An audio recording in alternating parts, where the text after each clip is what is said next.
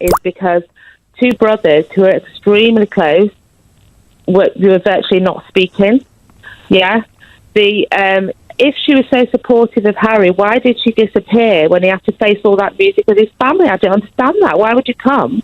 And then, if you love your husband and want to support him, why wouldn't you be there when he was doing the biggest thing in his life he had to do? And she was back in Canada. Maybe to protect him and her child to protect herself and her child, and maybe it was a decision he supported, from the madness that's going on in the UK. Well, I just think that wasn't very supportive. I don't think it's very supportive. I don't hold well. Maybe she was afraid she'd never get the kid out of the country. Oh, come on. Well, I don't know what she's afraid of. I would be a bit. I think that, you've married into that family. You knew what you were marrying into. You decided to take that. He rushed it. William told him he rushed it, but he didn't want to hear that. People don't want to hear what they don't want to hear. And, I feel sad for him. I will certainly miss him. How do you know William told him he rushed it? Just because it was in a newspaper? Well, because I'm reading what journalists have said, and William himself has said, hasn't he? And Harry's. But how would you feel if I came on the radio and just, every other week just told a whopping great lie about your relationship with your husband or your sister or your mother or your father? How would you feel about that? How would you feel about it, Rachel? Answer it. Be awful, wouldn't it? I'd hope I'd be able to just laugh it off and say it was ridiculous, yeah. Like Diana when she said, my head's supposed to be down a toilet bucket at the moment. I hope I'd be able to laugh about it, just say, get real. My real friends know that's not true. And all the days that I'm not saying that about you, some other journalists and newspapers are saying that you look a bit fat, you're pregnant, your grey hair is showing, your clothes are a bit tacky. So literally anything. Well, this is it. Well, this is it. This is it, Rachel. School and go to and have a stage to speak on. Did I? I didn't have all those privileges. All right, and that comes with it. Okay. Well, listen. I'm so glad you've called, because you are the embodiment of what I think is wrong with our relationship with the royal family, and I'll tell you why. Because you are right about the privilege. You are right about the schools. You are right about the world stage that they have. But I think you are hard-hearted and wrong in your relationship to people who are actual human beings with feelings and ambitions and hopes and dreams of their own. And if somebody in that family says, do you know what, this full-time role thing isn't for me, they haven't let me down. They haven't let you down. They've just made a decision about their human life that is theirs, not yours, not mine. It's theirs. But they're going to use that now to make some money, make a lot of money. Good luck to them. Fine. Well, so they can use it to make money, but they've not let anybody down. But they're not using it. They're leaving it. They're leaving it. They're not leaving it. Do you think that anybody would want to speak to Harry if he wasn't Prince Harry? Well, we'll find out, won't we? To speak to Meghan if she did. Well, no, because he is Prince Harry and he can't stop being Prince Harry. That's the whole point. Well, he can't help that, can he?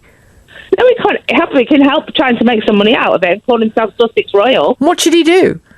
You don't want the royal. What should he do if he doesn't do royal? He's been told he can't do royal on these terms. He's told them he can't live on those terms. What should he do? Sit in a ditch until he dies?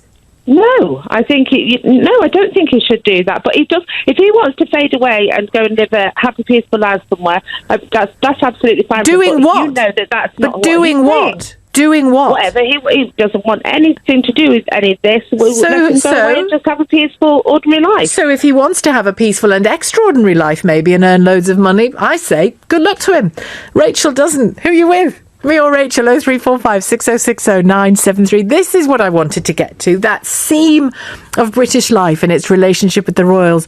What the heck is it all about? I say that as somebody who really supports the work that they do, but I completely get what Harry has just done. Hello, squad. Welcome back to Royal Sussex Squad, the home of truth, real talk, and setting the record straight when it comes to Prince Harry and Meghan Markle. Today we have yet another example of how the media and some so-called royal experts try to twist the narrative to fit their tired, outdated agenda. But fear not, because we're here to dismantle their nonsense piece by piece. Before we dive in, make sure to subscribe to the channel and hit that super thanks button if you want to support the squad in calling out the hypocrisy. Now, let's get into it. So, recently there was a discussion on a British talk show about Meghan's so-called lack of support for Harry when he was facing his family during their royal exit. The argument was ridiculous, suggesting that Meghan abandoned Harry because she stayed in Canada with their son while he handled business in the UK. Are you kidding me? Do these people even hear themselves? Let's break it down. Meghan was protecting herself and Archie from the toxic media circus that had already viciously attacked her for simply existing as Harry's wife. The same press that called her every name under the sun suddenly wants to pretend to care about Harry's well-being? Please. Meghan's staying behind wasn't abandonment, it was strategy. It was self-preservation, it was good parenting, and let's be honest, if she'd gone to the UK, they would have attacked her for that too. The hypocrisy is unreal. Then we had the predictable Harry rushed into marriage nonsense. Oh, here we go again. First of all, William and Kate dated for years, and yet we all saw that William still struggles with basic affection towards his wife. But sure, let's pretend he's the expert on love. Harry knew what he wanted. He saw the toxicity within the firm. He saw how Meghan was being mistreated, and instead of bowing down like William, he chose love and respect over a life of royal misery. Now let's address the ridiculous claim that Harry and Meghan are making money off their royal status. First of all, why shouldn't they? The royal family has lived off taxpayer money for generations, but suddenly, when a black woman enters the picture, monetizing their own brand is unacceptable. Hypocrisy at its finest. Harry and Meghan are working for their wealth, whether it's through their Netflix deal, book deals, or philanthropy. Meanwhile, the rest of the royals, including Andrew, let's not forget, are still financially supported by the monarchy, yet the press conveniently ignores that. And can we talk about how obsessed these royalists are? The same people who claim to not care about Harry and Meghan can't stop talking about them. They claim they should just fade away. But let's be real. If they did, these haters wouldn't have a single interesting thing to talk about. But the best part of this debate, the moment when Shelagh Fogarty shut down all this nonsense with actual facts and logic, she called out this ridiculous obsession with trying to control Harry's life and pretending like his personal decisions are a betrayal to the UK. She exposed the fact that Harry and Meghan were never obligated to stay in a life that made them miserable. Let's be clear, Harry and Meghan didn't let anyone down. The institution let them down. The media let them down. The royal family let them down. And instead of sitting back and taking it, they chose to leave and build a better life for themselves and their children, and for that they should be celebrated, not criticized.